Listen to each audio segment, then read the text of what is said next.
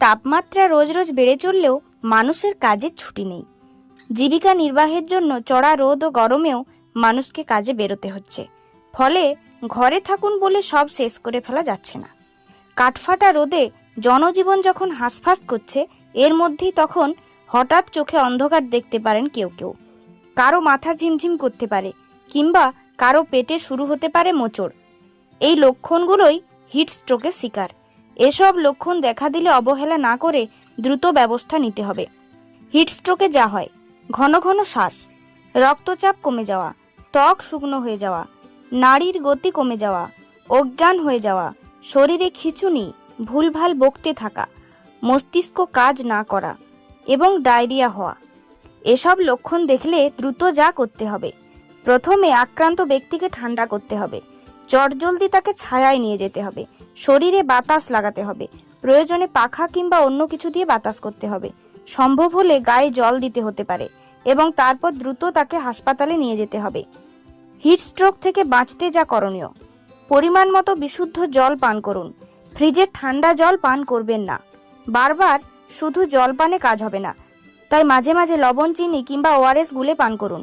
বাইরের খোলা জল পান করবেন না, তাতে জলবাহিত রোগে আক্রান্ত হওয়ার আশঙ্কা থাকে। হিটস্ট্রোক হলে ডায়রিয়া হওয়ার সম্ভাবনা থাকে, তাই কোনোভাবেই শরীরে জল শূন্যতা হতে দেওয়া যাবে না। বাজারের সফট ড্রিঙ্কস পান করা যাবে না, কারণ এগুলো হাইপারটনিক। এসব পানীয়ের ঘনত্ব বেশি।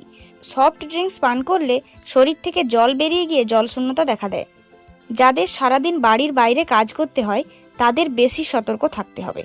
রোদ যখন খুব চড়া, অর্থাৎ দুপুর 12টা থেকে বেলা 3টা পর্যন্ত, বাড়ির বাইরে না যাওয়াই ভালো। প্রয়োজনে বিকেল থেকে একটু গভীর রাত পর্যন্ত কাজ করতে পারেন। দরকারি কাজে বাড়ির বাইরে যেতে হলে সঙ্গে ছাতা, টুপি, সানগ্লাস রাখতেই হবে। সম্ভব হলে হাত পাখা বা ব্যাটারি চালিত ফ্যান সঙ্গে রাখতে পারেন। শরীরে কোনো সমস্যা হলেই ঠান্ডা জায়গায় গিয়ে বিশ্রাম নিতে হবে। সঙ্গে রাখতে হবে জলের বোতল ও গামছা।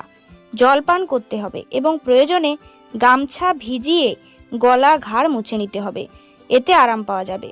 পরতে হবে হালকা রঙের সুতির ঢিলেঢালা পোশাক। বিরতি দিয়ে তবেই কাজ করুন। ঘাম কম হবে এবং শরীরের উপর চাপ কম পড়বে। 20 মিনিট ছাড়া ছাড়া জল পান করুন। এই গরমে চা কফি পান করবেন না।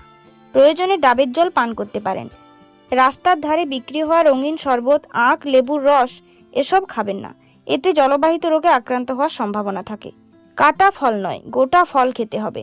কাটা ফলে ফুড পয়জনিংয়ের সম্ভাবনা থাকে। বেশি তেল মশলা জাতীয় খাবার খাবেন না, এতে হজমের গন্ডগোল হবে। এই প্রতিটি বিষয় মাথায় রেখে কাজ করার চেষ্টা করুন, তবেই হিটস্ট্রোকের থেকে বাঁচতে পারবেন।